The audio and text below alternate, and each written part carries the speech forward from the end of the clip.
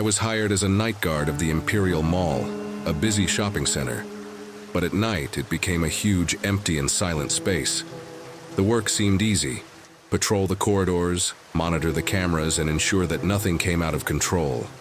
Simple. That's what I thought. On my first night, everything was quiet. I made my initial round, passing through the closed stores, listening only to the echo of my reflected steps on the bright floor.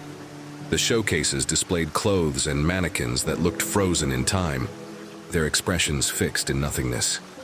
I went to the security room, where a panel of monitors displayed the images of the cameras scattered throughout the mall. I looked at the clock. GOH 45. I sighed and leaned on my chair, adjusting the flashlight belt. The cold coffee at the table was my only company. But then, the first sign that something was wrong happened. The automatic doors of the main entrance opened. I got up immediately, trying to keep calm. I checked the input cameras, hoping to find some invader. Nothing. The deserted street outside, the wind pushing dry leaves on the asphalt. I took my radio and called the night supervisor. No answer. I took a long sip my coffee and decided to go there in person. I walked through the dark corridors, the weak light of the signs reflecting on the floor. When I arrived at the entrance, the doors were closed again. Strange. Perhaps it was a malfunction. I wrote it down to my block to report in the morning, and took a ride to return to the security room. That's when I noticed. One of the mannequins in the window of the clothing store was different. I remembered him. I was facing forward when I passed before. Now his head was slightly tilted to the side as if he observed me. Swallowed dry. No, impossible. I approached, analyzing it. Arms in the same position, untouched clothes. Maybe it was my head. I moved on, but a restlessness stuck to me like a bad smell. In the security room, I reviewed the corridor camera recordings. My stomach froze. At 00H52, the chute showed the store window. The mannequin was in the original position, but at 0053, his head had turned, alone. My chest squeezed. I ran, my hands on my face, and took a deep breath. Maybe a camera problem? I continued to monitor the screens. That's when something worse happened. In the camera of the electronics industry, something moved. A figure. I returned to the tape. The image trembled slightly, but I saw it. In the reflection of the showcase, a silhouette moved in the darkness. My blood froze. I got up slowly, picking up the flashlight and tone from the waist. I was no longer alone. Someone was inside with me. My heart beat hard as I walked toward the electronics industry. The flashlight shook lightly in my hand. The figure I saw on the camera still haunted my mind. The corridor looked longer than before. The shop windows reflected my distorted image, and the mannequins seemed to watch me silently. As I approached the entrance to the electronics store, a dry crack echoed through the mall. The energy fell. Total darkness. I was paralyzed for a moment.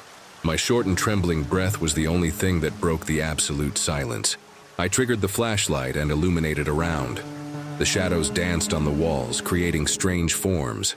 Then, a low noise. A sound of something dragging on. Inside the store. I swallowed. I took a deep breath and advanced. The runners between. Television and computers were deserted. The flashlight illuminated organized products, but something seemed wrong. The televisions were linked, even without energy. They showed static, squeaking annoying. Some blinked and then an image came up. The internal security circuit. The mall cameras showed the empty corridors. My heart shot up to see one of the images. Someone was standing in front of the security room. An immovable figure. Back to the camera. The air was heavy around me. The television wheezed increased as if the mall itself was trying to drive me crazy. A click echoed behind me. I turned the flashlight. One of the cell phones on display called alone. On the screen, a message appeared. "You're not alone." The breath got stuck in my throat, and then something moved behind me. A sound of quick steps. I turned around, but there was no one. Just the darkness, involving me like a cold hug. in the eye. Radio on my belt chew. Are you listening to me? A low, distorted voice. Hello? Who is talking? I asked, my own tremendous voice. Static noises, then a whisper. Skirt, now. I tried to run to the exit, but when I got there, the doors were locked. I was stuck, and I wasn't alone. My eyes stuck to the nearest monitor screen. The figure that was previously stopped in front of the security room now moved. Slow, silent, she walked the dark corridors of the mall, passing exactly the same places where I had just come. The weak glow of the cameras showed only an elongated figure, a faceless silhouette dressed in something dark and tattered. My fingers tightened the radio tightly. Who are you? My voice came out hoarse, shaky. The radio responded with static. I looked back at the screens. The thing kept moving, turning the corridors as if he knew exactly where to find me. So my blood froze. In the nearest camera, the figure stopped. I looked at the corridor number, Corridor 3. Same where I was. My legs got stuck to the floor. Slowly, I lifted the flashlight and illuminated the end of the hallway. Nothing. The mall seemed empty, but I knew I wasn't alone. I lowered my eyes to the screen again. The camera showed what was in front of me. The silhouette was there now. Stop, looking straight at me. Radio chose again. This time it was not a whisper. It was a laugh. Low, distorted. And every muscle of my body shouted for me to run. The lights blinked. For a second fraction, everything around me went out, plunging me into a dense and suffocating darkness. My heart hammered in my chest. So the electricity came back. I blinked a few times, trying to adjust my vision. The figure had disappeared. The corridor was empty again. No sound, no presence. But something. It was different. The mannequins. Once positioned in the showcases, they were now spread across the hall. Some were on my back to me. Others leaned forward, as if they had been frozen just as they ran toward me. My stomach rolled. I was sure they weren't there before. I swallowed dry and started taking slow steps back. The silence was absolute. That's when I heard a snap. Low, close. One of the mannequins turned his head to me. I clearly saw the sudden movement, the ranging plastic. So another moved, and another, and another. My legs reacted before my mind. I ran, firing through the hall as the cracks increased behind me, the sound of something dragging on, something following me. I saw the exit, the glass doors reflected, my distorted image by the weak light of the mall. I played against them, locked. I looked back. The mannequins were still, but closer now. One of them had an extended arm, as if I had almost touched me. The radio on my belt chew. You shouldn't be here. The voice was not human. A shiver traveled my spine. I turned again to the door, desperately trying to find a way out. My sweaty hands slid over the glass. That's when I saw my reflection, and behind me, the figure. Stopped, tall, faceless. Darkness enveloped him like a living cloak. My vision has closed. My body froze. The air around me was heavy, suffocating. The light blinked again, and everything went out. The next morning, the employees of the Imperial Mall arrived to open the SAO doors. The night security guard was nowhere.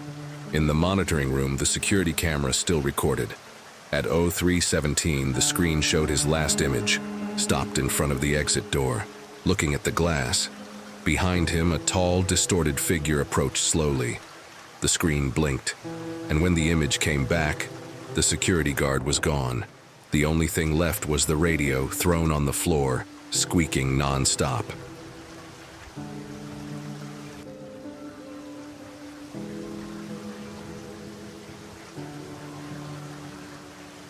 Working at the convenience store of the gas station has never been my dream, but paid the bills.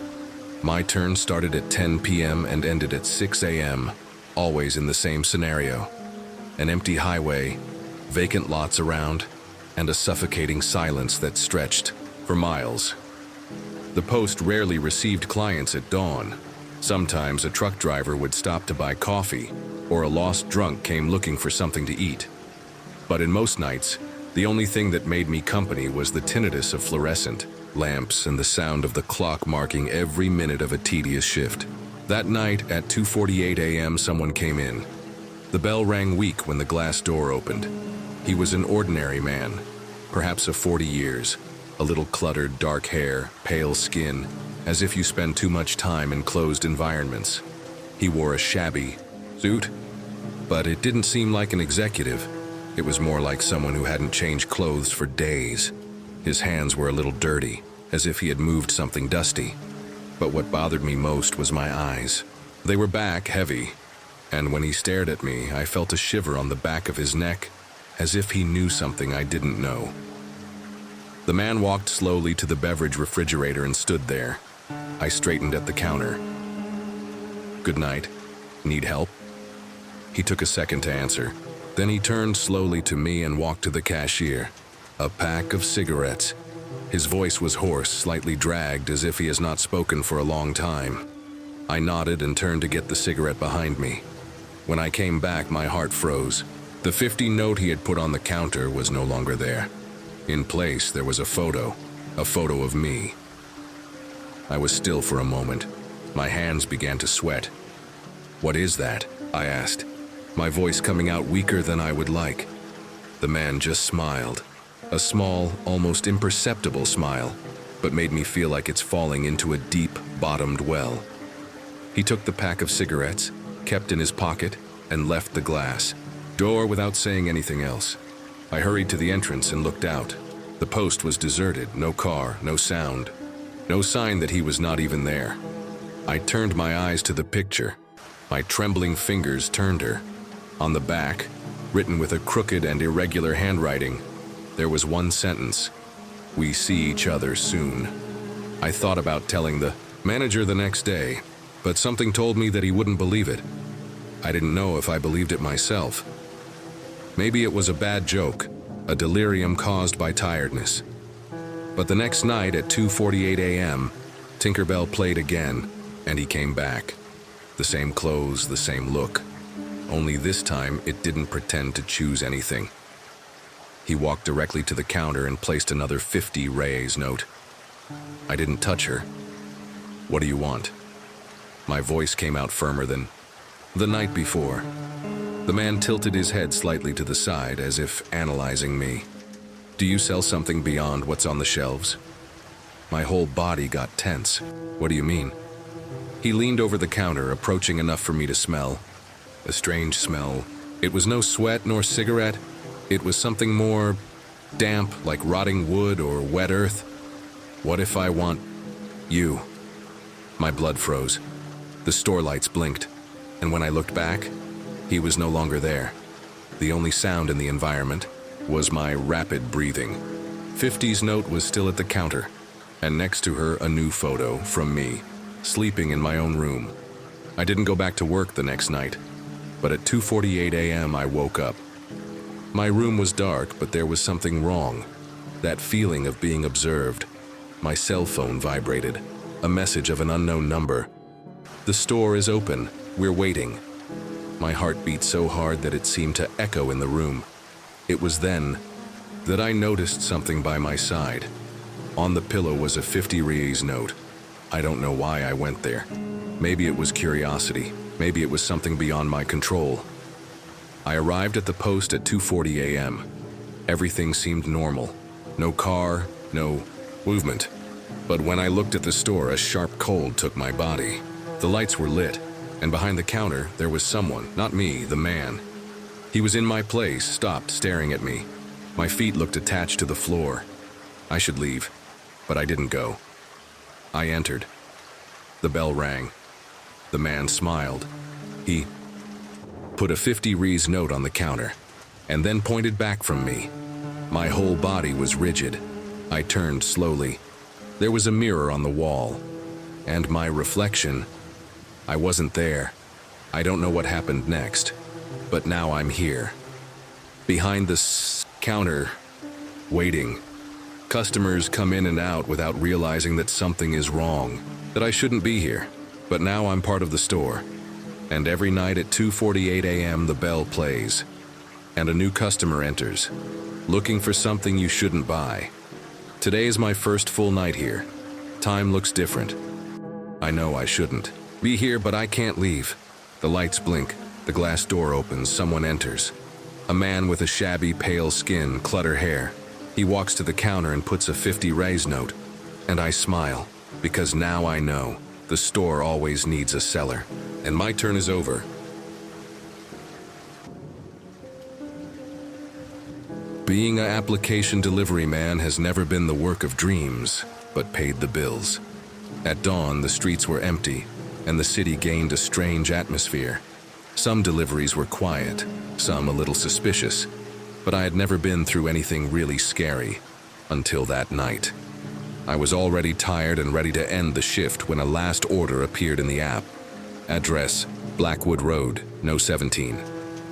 Tip, $50. Had never heard of this place. I opened the map and frowned. The location was around the near a forest area.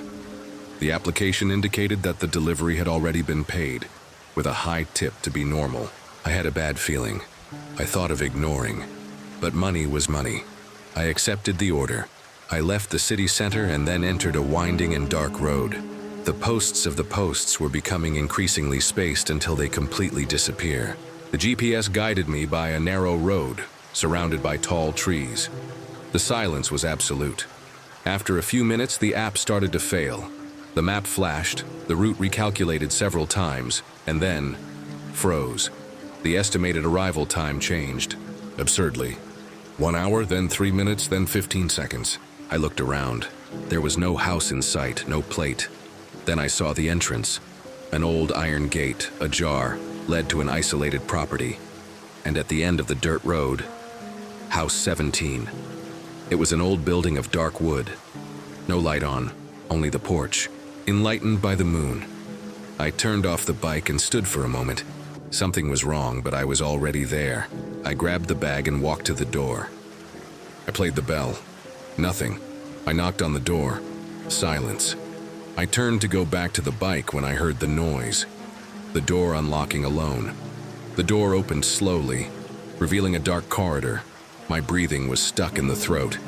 Hello? No. Answer. I left the bag on the floor and stepped back, ready to get out of there. But then a weak voice came from inside. You can come in. My skin shivered. The voice was wrong, as if someone was talking through a radio with interference. I should have gone away. But something made me stay there, frozen. The weak light of a lit lamp illuminated a room in the background, and for a moment I saw a shadow move inside the house. Someone was there. I didn't want to enter. But when I stepped back, the door closed with a crash. The heart beat so hard that it seemed to explode inside the chest. I pulled my cell, phoned to call someone, but there was no sign. I looked around. The house smelled wet wood. The wallpaper was peeled, and the furniture was old, as if no one used them for years. It was then that I saw the portraits on the wall, and my blood froze. They were dozens of old photographs, all in black and white, different men and women, all wearing uniforms of delivery. My breathing was irregular. A cold shiver traveled my spine. What was that? I took a step back and bumped into something, or rather, in someone. I turned into a jump. A man was there. It had pale skin, cluttered dark hair, and wore a shabby jacket. His eyes were back, and his face looked tired. But the strange thing was the fact that he didn't seem surprised to see me. He looked at me and smiled. Arrived fast, my mouth dried up. Did you make the order? He just tilted his head as if analyzing me. Then he pointed to the portrait wall. Have you seen the others? My eyes came back to the photos. There was something about them that I had not noticed before. The delivery faces looked empty, without expression, as if they were stuck there. My heart fired. What is this? The man kept smiling, and then took a step toward me. I didn't wait to find out what would happen next. I turned on the heels and ran to the door. I turned the doorknob. Locked. I tried to kick, force, anything. Nothing moved. Behind me, slow steps echoed through the room. I needed to get out of there, now. My eyes swept the environment, looking for a way out. That's when I saw the window. Without thinking twice, I ran to her and pushed with all the strength. The glass broke with a crash. I cut myself, but I didn't stop. I threw myself out and rolled the floor, falling into the cold earth. I got up quickly and ran to the motorcycle. The engine was slow to catch. I looked back. The door of the house was still closed, but the man's silhouette was in the broken window watching me. He smiled. The engine finally turned on and I accelerated. Without looking back, drove like crazy until you returned to the city. My whole body trembled. I leaned the bike at a gas station and pulled my cell phone. I opened the application to report the order, but the address was no longer there. The history showed that my last delivery had been canceled. My bank balance was the same, no tip. It was as if that request had never existed. My heart fired. This was not possible. I was there. I saw. I looked into my hands. The cut was still bleeding, so my cell phone vibrated. A new notification. Thanks for the delivery. We see you soon. I have never accepted requests away again. I avoided working at dawn. But sometimes it doesn't matter how much I try to forget. At 2:48 a.m., my cell phone always vibrates. And when I look at the screen, I see a new request. Always unnamed. Always without location. And always with $50. I never accept it again. But I know that one day he will find me again. And maybe next time, I can't escape.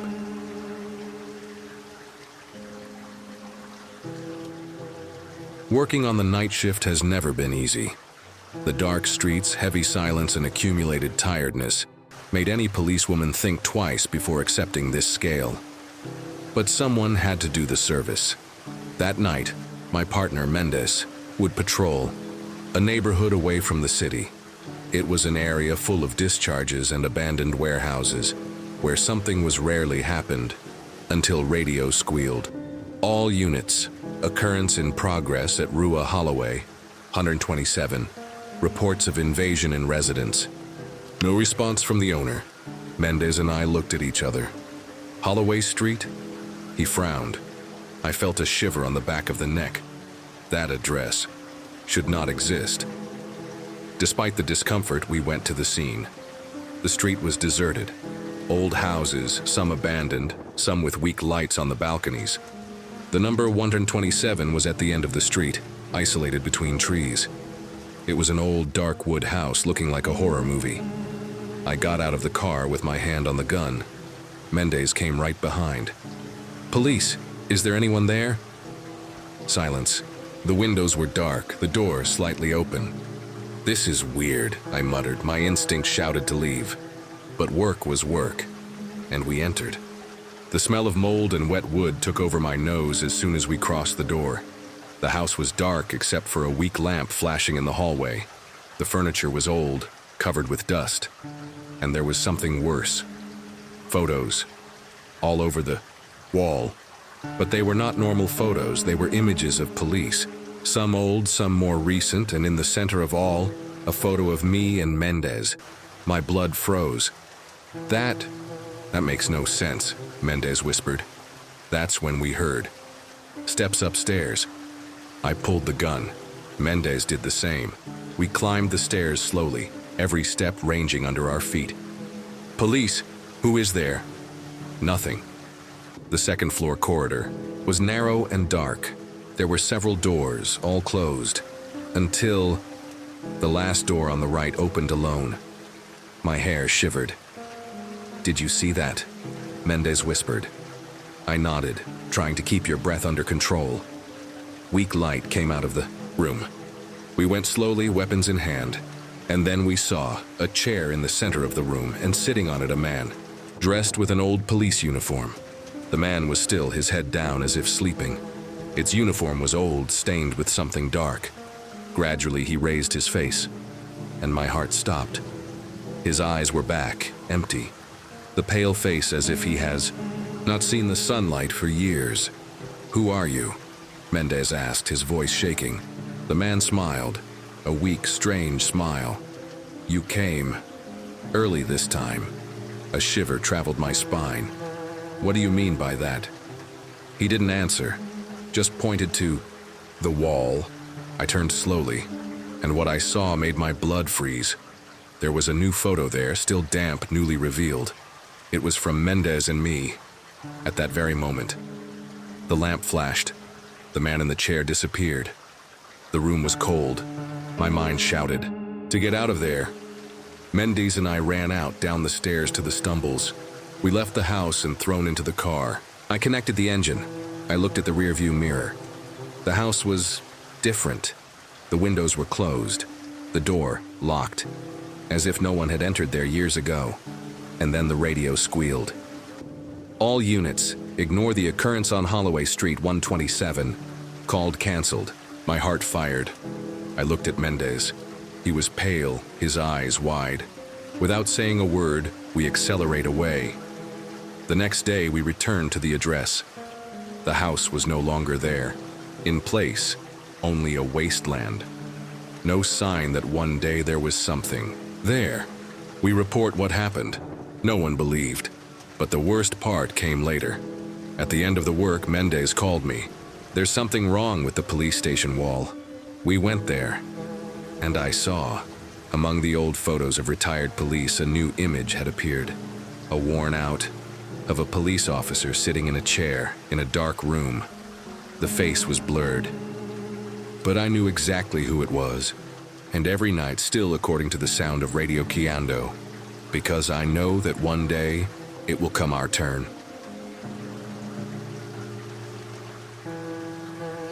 Working as an app driver at dawn was always a risk. The empty streets, the strange passengers, the robberies. But the money was good, and I needed to pay the bills. That night, everything was normal. I made some quick races in the city center, and was already thinking of ending the shift when a new call appeared. Passenger, Daniel location, Blackwood Road, KM17. Destination, no information. Payment in advance. I frowned. The Blackwood Road was around the city, surrounded by forests, and without lighting, most drivers avoided this area. I thought of refusing, but the race paid well. Very good. I accepted, and I regretted the next second. I drove to the boarding point. The GPS indicated that the passenger was in a deserted shoulder surrounded by trees. When I arrived, the place was dark and silent. And then I saw it. A man was standing there beside the road. He wore a black suit. It didn't seem out, but there was something strange about him. He wasn't with his cell phone in his hand. It bothered me. How had he called the car? He opened the door and entered the back seat, closing it calmly. "Good night," he said, a low and hoarse voice. "Good night," I said, trying to sound normal. "Where are we going?" He smiled lightly. "Just go ahead." My hair shivered. I checked the GPS. The app did not show a destination. The passenger name no longer appeared on the screen. Swallowed dry. "Sir, I need an address for the system to calculate the route." He kept looking out the window, watching the dark road. "Just drive. I warn you when we arrive." Something inside me shouted to end the race and leave, but my finger could not touch the cancel button. I kept driving. The silence inside the car was suffocating. The passenger did not move a muscle. No cough, not throat. I didn't breathe loudly. After a few minutes, something worse happened. The panel clock crashed. The numbers were arrested at 2:48. That's when I realized. The road didn't end. I looked at the rearview mirror. The road behind me was exactly the same as that was ahead. Same trees, same curve, same darkness. My heart accelerated. I think I took the wrong way. The passenger remained motionless. "No, you're on the right track." My fingers tightened the wheel. "Sir, I really need to know fate." "We're coming," he interrupted. I looked at the rearview mirror, and my blood froze. He was now sitting in the middle of the rear seat, but I had not heard he moves. I tried to keep calm. I accelerated a little, hoping to see a gas station, a deviation, anything that took me out. But then I looked in the rearview mirror again, and I saw something impossible. His reflection was not there. I could see him in the back seat. But in the mirror, the bench was empty. My hands were sweaty. Have you been here before?" My voice came out shaky. He smiled, this time too wide. "Every night." My stomach rolled. He tilted his head slowly. "Do you believe in ghosts?" Panic took over me. I stepped on the throttle. The car gained speed. I just wanted to get out of there. The road remained the same, repeating itself as an infinite cycle. But then, I saw something ahead, a car destroyed by the roadside. I reduced the speed. My chest squeezed. It was a vehicle identical to mine. Same plate, even kneaded on the side. I had seen this car before, because he was my car. I turned my face to the passenger. He was no longer there. Only the bank empty, and a strong smell of blood in the air. I blinked, and suddenly, I was back in town. The street was lit. The GPS has worked again. I looked back. The back seat was empty. The passenger never entered, or never left. I took the phone and opened the application. The race no longer existed. No records, no payment. It was as if it had never happened. But when I looked at the passenger seat, there was a single thing there, a $50 note. And on the verse, written with crooked letters, "We see each other soon." I never accepted races out of town again. But sometimes when the watch marks 2:48, my app vibrates. A new race appears. No name, without destination, without explanation. And every time, a cold runs through my spine. Because I know that one day the passenger of dawn will come back. And maybe next time, he takes me with him.